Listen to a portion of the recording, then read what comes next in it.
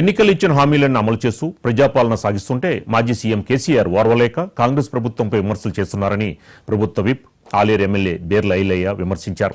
దేశంలో ఎక్కడా లేని విధంగా తెలంగాణలో అన్ని వర్గాల ప్రజలకి సంక్షేమ ఫలాలు సీఎం రేవంత్ రెడ్డి నేతృత్వంలోని కాంగ్రెస్ ప్రభుత్వం అందిస్తుందన్నారు. కేసీఆర్కి దమ్ముంటే అసెంబ్లీకి హాజరై కాంగ్రెస్ ప్రభుత్వం చేస్తున్న అభివృద్ధిపై చర్చించాలంటున్న బేర్ల ఐలయ్యతో మా నల్గొండ ప్రతినిధి రాము ఫేస్ టు ఫేస్.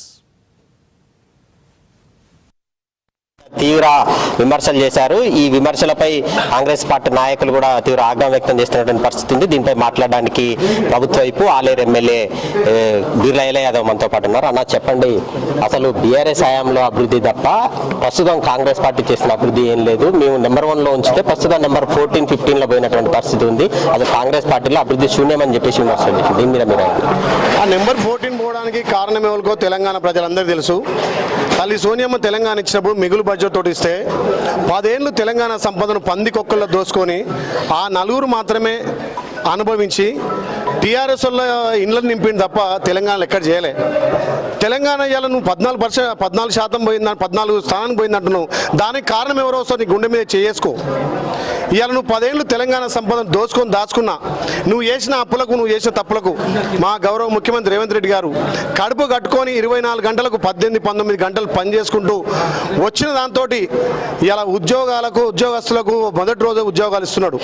భారతదేశంలో ఏ ముఖ్యమంత్రి అయినటువంటి సాహసోపేత నిర్ణయం మా ప్రియతమ నాయకుడు భావి ప్రధాని రాహుల్ గాంధీ ఏదైతే ఎలక్షన్ల ముందు వరంగల్ రైతు డిక్లరేషన్లో తెలంగాణ రైతుల అప్పుల పాలు కావద్దు, తెలంగాణ రైతులకు విముక్తి అందాలని చెప్పి 2 లక్షల హామీ ఇస్తే ఇవాళ భారతదేశంలో ఏ రాష్ట్రంలో చేయనటువంటి రుణమాఫీ తెలంగాణలో గౌరవ ముఖ్యమంత్రి రేవంత్ రెడ్డి గారు చేసిరు.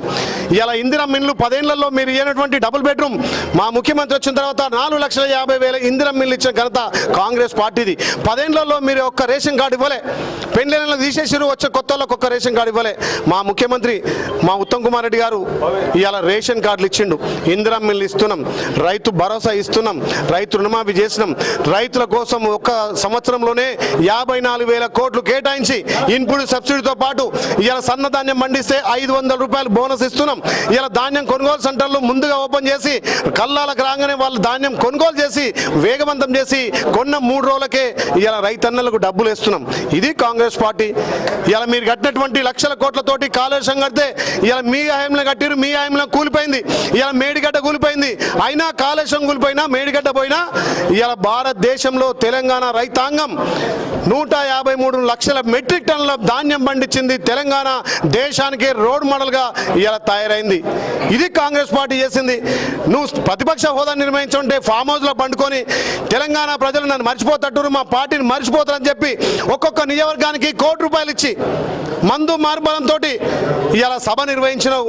సభలో నువ్వు మాట్లాడిన తీరు చూస్తుంటే తెలంగాణ ప్రజలు ముక్కు మీద వేలేసుకుంటున్నారు. 10 ఏళ్ల విధ్వంసం కానొస్తుంది, 10 ఏళ్ళని దోపిడీ కానొస్తుంది. నువ్వు మాట్లాడిన తీరు కానొస్తుంటే ఇలా ఎవరో స్క్రిప్ట్ రాజిస్తే వచ్చి చదివినట్టుంది.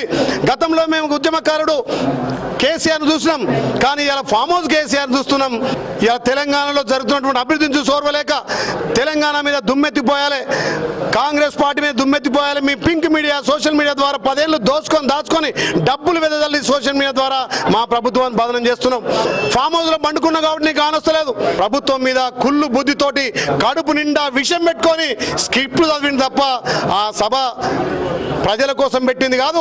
ఓకే, 10 ఏళ్ల బీఆర్ఎస్ హయాంలో పూర్తిగా విధ్వంసం జరిగిందని చెప్పేసి కాంగ్రెస్ అధికారంలోకి వచ్చిన తర్వాతనే వాళ్ళ తప్పులు సరిదిద్దుకుంటూ ముందుకు వెళ్తున్నామని చెప్పేసి కాంగ్రెస్ ప్రభుత్వంపై ఓర్వలేకనే తీవ్ర ఆరోపణలు చేస్తున్నారని చెప్పేసి కూడా బీర్లా ఐలయ్య యాదవ్ చెప్తున్నటువంటి పరిస్థితి. కెమెరా పర్సన్ జనార్దన్ కలిసి రాము మహా న్యూస్ భువనగిరి నుంచి.